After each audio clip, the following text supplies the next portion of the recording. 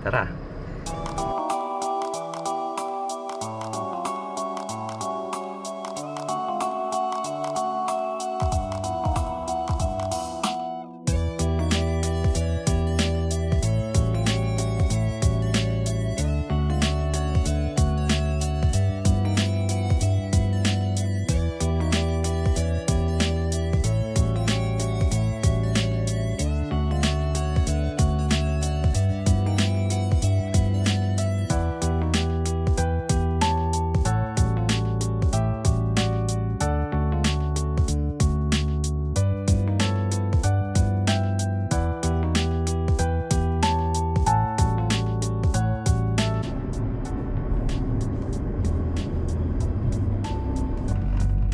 Stopover muna tayo dito sa may Total gasoline station sa may NLEX. Coffee break muna. Medyo napipikit-pikit. Maaga tayo nagising kasi kanina. So ayun.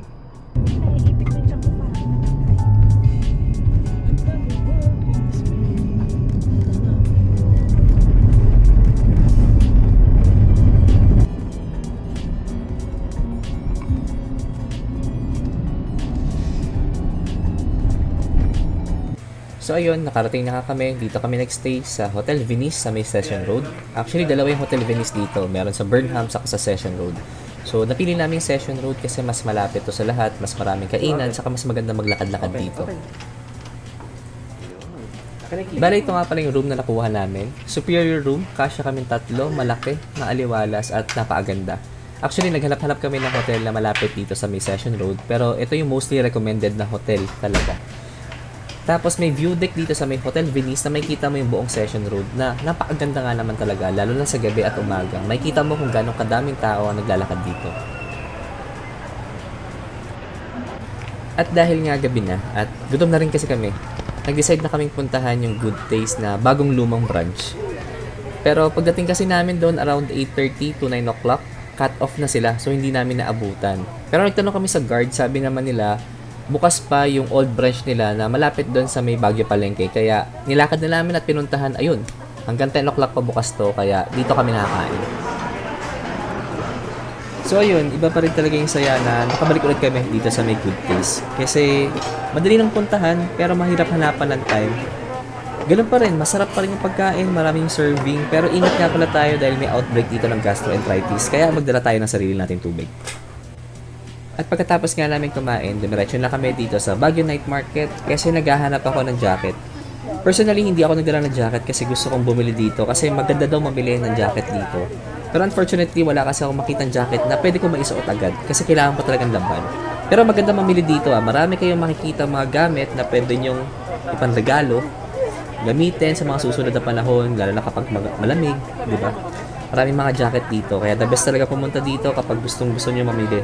Noong mga panahon na yan, konti lang tao kasi Friday yan. Pero kinabukasan, nang bumalik kami dyan noong Sabado, ay nako, napakadaming tao. Kaya, thankfully, nung pumunta kami noong Friday, hindi ganun kadaming tao, hindi ganun ka-crowded, kaya nakapaglakad-lakad kami ng malaya.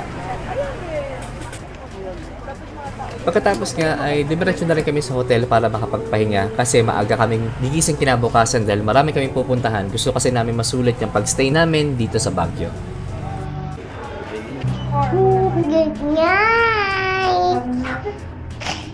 Kinabukasan Sabado, nagpunta kami dito sa Igorot Stone Kingdom.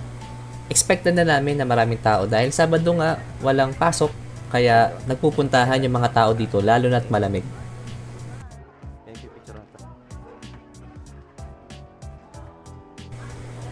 Napakaganda ng lugar na to at kamangha-mangha kung paano nila binuo itong lugar na to.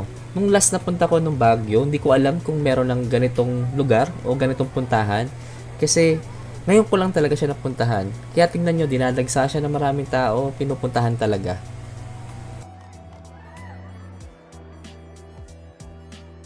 Pagkatapos nga ay dumiretso na kami sa Wright Park pero dumaan muna kami sa La Pearl White House. Hindi ko alam pero gandang-ganda talaga ako sa lugar na to, sa bahay na to, kahit na sinasabi nilang nakakatakot.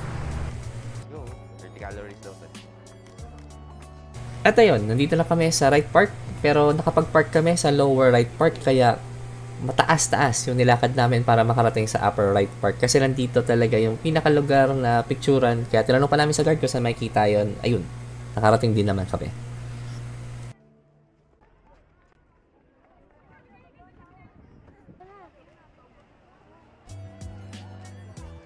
At syempre, saan pa nga ba? Dumiretso na kami dito sa Mines View Park para makapagpa-picture. Sumakay yung anak namin dito sa May Kabayo at pinagmasdan ang view dito sa Mines View Park, yung kitang-kita mo yung mga bundok. Isinunod naman namin itong Bamboo Sanctuary. Actually, nung last na punta ko nung Baguio, hindi ko alam kung meron na rin ito. Pero napakaganda ng lugar na to, itong Bamboo Sanctuary. Marami palang uri ng bamboo or klase ng bamboo, no? Hindi lang pala siya yung typical na nakikita natin kung saan-saan. Pero dito makita mo kung paano or ano-ano yung mga itinanim dito para magpaganda sa lugar na to. Tapos meron nga palang cardio trail dito na hindi naman ganoon katagalan or kataasan. Siguro around 2 to 3 minutes lang nandun ka na sa taas. Pero maganda rin yung view sa taas. Makita mo yung mga pine trees at yung overlooking, yung kabundukan.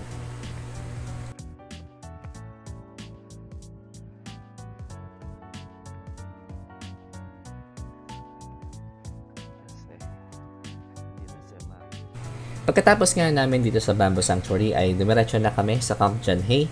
Dito kami pumunta sa may activity area na pwede maglaro yung mga bata. May go-kart, golf, tapos yung butterflies, tapos meron din yung playground.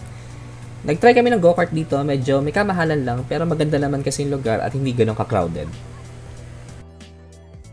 Pagkatapos nga ay isinunod namin itong historical core na marami kayong mapupuntahan dito. Nandito yung Bell House na madalas natin makita sa TikTok, sa FB. Tapos dito malawak, makikita niyo pa yung mga secret garden. Nilibot namin itong buong area nito.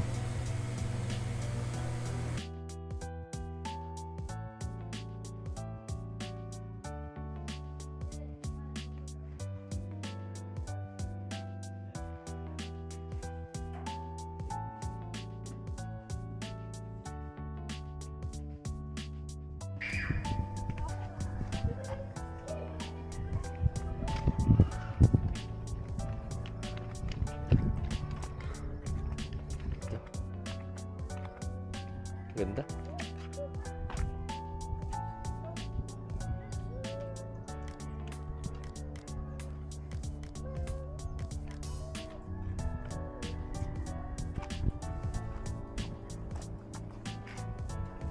Pagkatapos nga ay dumiretso kami dito sa Manor. Hindi ko alam kung open to sa public para makapagpa-picture or exclusive lang to sa guest or sa owners. Pero nakapagpa-picture naman kami at nakapasok. Mukhang okay naman. At nung gabi, dumiretso kami dito sa SM Baguio. Actually, nagkandaligaw-ligaw kami kasi nilakad lang namin siya. Yun pala, dire-diretso lang siya ng Session Road kung saan-saan pa kami nakapunta. Mirador Heritage. Hello. Ayan, wala pang makasyadong tao. Tingin ka dito. Wala pang masyadong tao kaya maganda ang punta namin linggo. So, pila tayo dito. Day 3, last day namin, nag-decide kami na ito yung puntahan namin. Actually, dapat day 2 to ng pahapon. Pero, na-expect kasi namin na sobrang daming tao dahil nga walang pasok, bakasyon. Alam namin na dadagsain to ng maraming tao. Ang ganda, may mga kubo. Napakaganda, napakalawak ng lugar talaga na to. Maraming spot dito na pwede niyong pagpicturan. Ito nga pala yung map. So, papunta naman kami dito sa may gano'n pa ng tawag dito. Pero yung kulay blue na bilog. Oh, ha? Ganda. Pagkatapos nga ay malapit lang dito sa Mirador Heritage yung Lourdes Grotto or yung shrine. Kaya nagpunta kami at nagdasal na rin. Dali tayo sa Baguio Public Market. Dito yung mga kape. Ito na nga, oh. Yung kape umali, oh. Medium size, big size. Medium na.